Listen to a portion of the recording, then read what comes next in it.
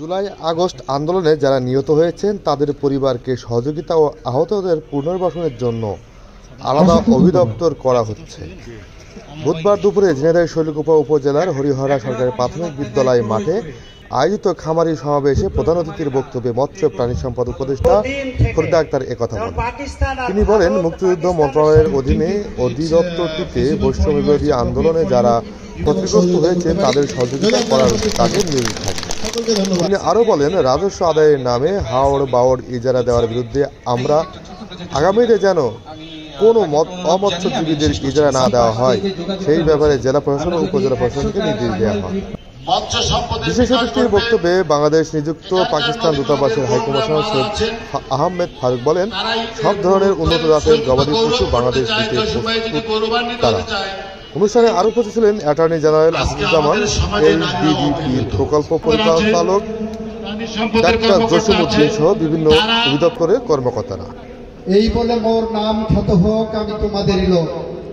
আমি তোমাদের পক্ষ থেকে, আপনাদের পক্ষ থেকে, শৈলকুপাবাসীর পক্ষ থেকে, খামারিদের পক্ষ থেকে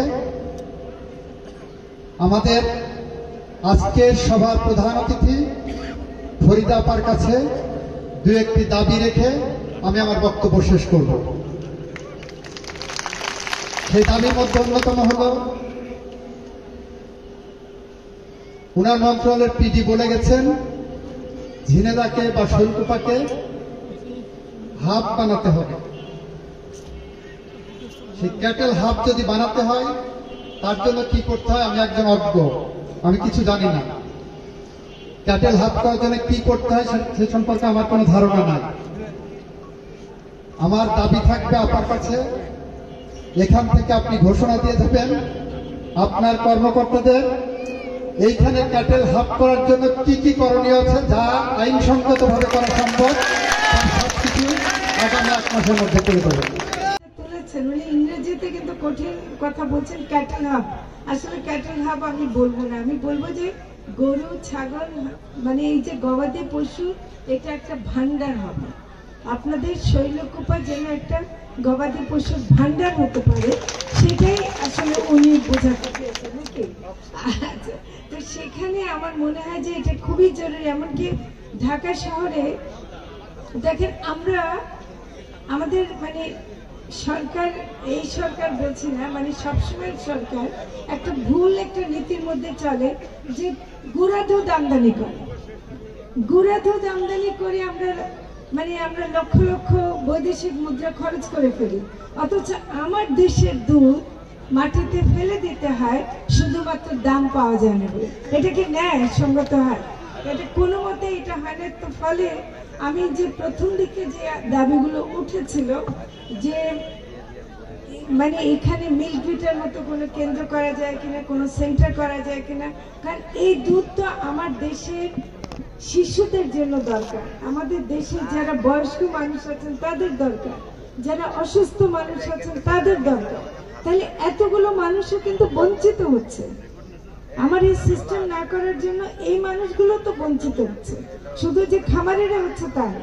তো সেজন্য আমি বলছি যে এটা করা অত্যন্ত জরুরি। এটা করার জন্য আমাদের মন্ত্রণালয়ের দিক থেকে কিছু করার যতটুকু আছে বা আমি যতদিন আছি আমরা সেটা অবশ্যই দেখবো, কারণ আমার কাছে মনে হয় এটা খুব গুরুত্বপূর্ণ। আরেকটা জিনিস যেটা জালদার জলদার, এই জালদার জলদার এই স্লোগানের ভিতর দিয়েই আমাদের আজ 30 থেকে 35 বছর আমরা এর মাধ্যম দিয়ে আছি। আমরা মাছ ধরা সম্প্রদায়ের মানে জেলে সম্প্রদায়ের মানুষের সাথে আমরা এই বাওয়ারের কার্যকলাপ পরিচালনা করি। এখন বিষয় আছে যে আমাদের এই বাওয়ারটা 50 বছরের চুক্তি ছিল, এপার পরিকল্পনাভুক্ত বাওয়ার। এটা মৎস্য অধিদপ্তরের নিয়ন্ত্রিত, ওনাদের পরামর্শে আমরা চাষ করি। এই বাওয়ারটা ডিসি মহোদয় গত 2 বছর আগে আমাদের 50 বছরের চুক্তি স্বাক্ষরিত থাকা অবস্থায় আমরা 30 বছরের নবায়ন পাইছি। প্রতি 10 বছর পর এটা নবায়ন করা হয়, কিন্তু এই বাওয়ারটা আমাদের গত নবায়ন দেয়নি, বা এই বাওয়ারটা নবায়ন না দিয়ে উনি মন্ত্রণালয় চিঠি করেছে বাওয়ারটা লিজ দেওয়ার জন্য। তো মহোদয়ের কাছে আমার আকুল আবেদন এটাই আমরা এই 6টা ঝিনাইদহের 6টা বাউল এর সাথে আমরা সংশ্লিষ্ট আছি প্রায় 1000-এর অধিক পরিবার, যারা এই বাউলগুলো বেরিয়ে গেলে এই পরিবারগুলো ক্ষতিগ্রস্ত হবে বা বেকার হয়ে যাবে, এদের কর্মসংস্থান থাকবে না।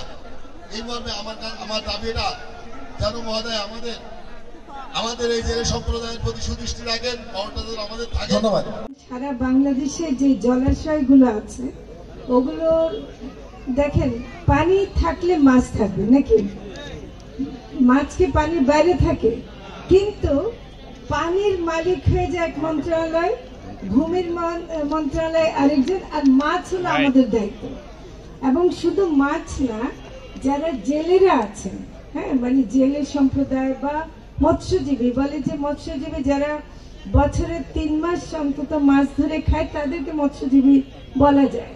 তাই যদি হয় তাহলে আমরা দেখছি যে এই যে হাওর বা, আমি শনিবারে যাচ্ছি মৌলভীবাজার হাওর অঞ্চলের জন্য, আমার এই জন্য আমি আগে বাওরের কথা শুনতে চাচ্ছি, কারণ এই যে 6টা বাওর, এটা কথা কিন্তু ঢাকায় আমাদেরকে মৎস্য অধিদপ্তর থেকে আমাদেরকে এটা একটা প্রেজেন্টেশনের মাধ্যমে বলা হয়েছে, এবং এটাতে আমরা যেটা মনে করি যে এটা খুবই অন্যায়, আমি একদম শব্দটা বলছি, এটা খুবই অন্যায় যে এই বাওরগুলোকে ভূমি মন্ত্রণালয় অমৎস্যজীবী বা মানে মাছের কাছে অন্যদেরকে দিয়ে দেবে জাস্ট কিছু রাজস্বের জন্য। কত টাকা আমরা পাই, আমরা হিসাব করে দেখছি যে অত বেশি টাকা কিন্তু এই ইজারা থেকে আসে না, কিন্তু যাদের কাছ থেকে মানে যাদেরকে দেয়া হয় না তারা কিন্তু না খেয়ে মরে, তাদের জীবন জীবিকা নষ্ট হয়। তো কাজেই আমরা এই ইজারার বিরুদ্ধে, মানে মৎস্যজীবীদেরকে না দিয়ে বা জেলে যাদেরকে বলছেন তাদেরকে যদি না দিয়ে অন্য কাউকে শুধুমাত্র টাকার জন্য, জেলা প্রশাসক এখানে ইউএনও আছেন, আমি তাকেও বলবো এখানে যেন কোনো ইজারা অমৎস্যজীবীদের দেয়া না হয়। এটা আপনারা কিন্তু নিজেরাই এটাকে ইয়ে করবেন। এবং এটা আমরা ঢাকায়ও এখন জানতাম না যে আমরা একটু স্বস্তির সাথে নিঃশ্বাস নিতে পারবো, জানতাম কি?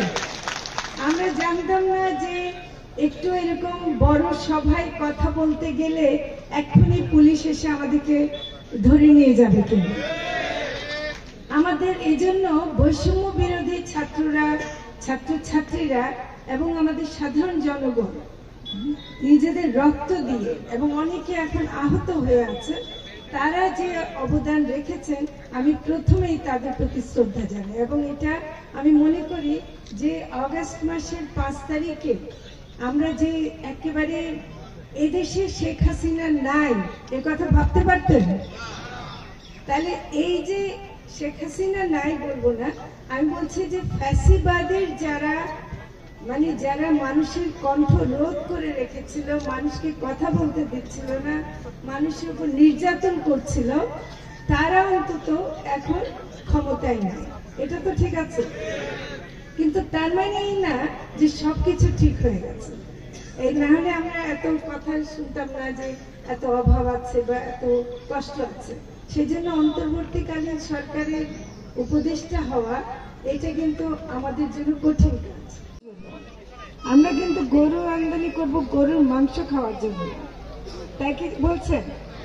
আমরা যেন শাহিওয়াল বা অন্য যে গরুই আনি সেটা দিয়ে আমাদের এখানে গবাদি পশু একটা মান উন্নত হবে এবং সেটাই করব। কিন্তু আমার কাছে অনেক অনুরোধ আসে যে তারা বলে যে গরু আমদানি করে গরুর মাংসের দাম কমিয়ে দেব। আমি বলছি না, আপনারা কি একমত হবেন?